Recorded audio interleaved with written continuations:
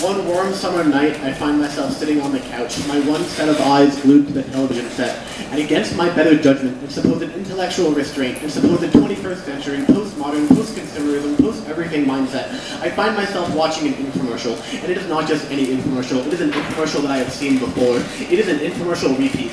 And so as I am sitting there, not watching, really just absorbing all the ways in which a rainbow sponge has superior absorption, ring-a-ling-ding, the telephone rings, and literally the second, down to the millisecond probably, that I take the phone off the hook, Jerry Lewis, that's his name, no relation to the Telethon Family Jewels muscular dystrophy guy, starts talking as fast as anybody has a right to speak and probably faster.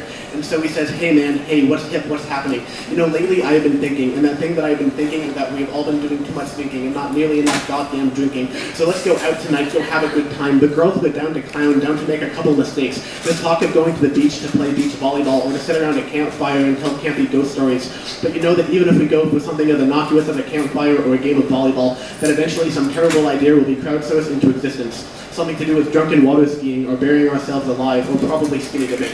Yeah, that's it, probably skinny dipping. And that we'll have a good time, yeah, that's a sure thing, but then there's this thing about the shore that we're not really sure about. You see, the beach that we go to where we dip our skinny bodies feels an awful lot like the beach from Jaws. And we only ever saw the first 10 minutes, but those first 10 minutes had enough 10 minutes of some pretty teenage girl being torn to absolute shit by some great white shark to make us all we consider a nakedly false assumption that swimming nakedly might go in any way positively.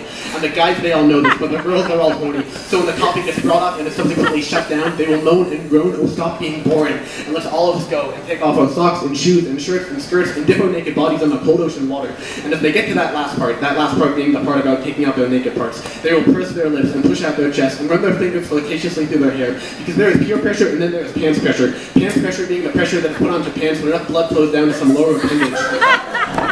And so the guys are all standing there, all of them are aroused, and all of them will be imagining the girls just totally naked, and they'll be totally erect, totally turned on, totally pimpled, but even still they will resist resiliently and stall by saying, hey, maybe later, at least we go in there and get torn to shit by some shark, piranha, or gator. But the girls, they won't take no for an answer, and so they'll push on with, come on now, pussies, don't be such pussycats, all afraid of the water. Go ahead and whip out Neil Patrick penis, or Edgar Allan penis, or whatever hip clever thing you've been calling your penis, and nut up and shrivel up in the cold ocean water. And so we guys will all shrug and drop chow on our trousers, and then we'll all of us begin our baton death march into the cold ocean water. And in the movies, whenever teenagers go skinny dipping, it's always romantic and intimate and altogether sexy. But see, the thing about us is that we're none of us sexy. And a lot of us piling into the ocean as naked as the day we were evacuated from the womb will probably just be weird and awkward. And for a good half hour or so, we'll probably just bob around, coughing and awking and avoiding our eyes from one another, because we're not any of us prudes, but the thought of each other nude and exposed and unclothed is an odd one that's not altogether sexy. And so one by one, we will drag ourselves out of the water, dry ourselves off, and leave without saying goodnight to each other. And that'll be it. That'll be our night. And then for the first time in our quote-unquote conversation, in which, by the way, I've managed to squeeze in remarkably few words, Jerry Lewis takes a moment and pauses sighing. And because of how fast he talks and how he talks so fast, that moment feels like a millennium before he finally concludes with, and we'll all wish we'd been attacked by great white sharks and torn to shit and torn to shreds, because at least then we'd have a story out of it. Because you know, no one likes stories where nothing really happens. And then dramatically, Jerry Lewis hangs up the phone and I hang up mine. And I go back to the infomercial. And after watching it for a few more minutes, I consider leaning over and picking up the landline again and calling into order a rainbow sponge. But of course I don't, because really, who has the energy to do much of anything? Thank you.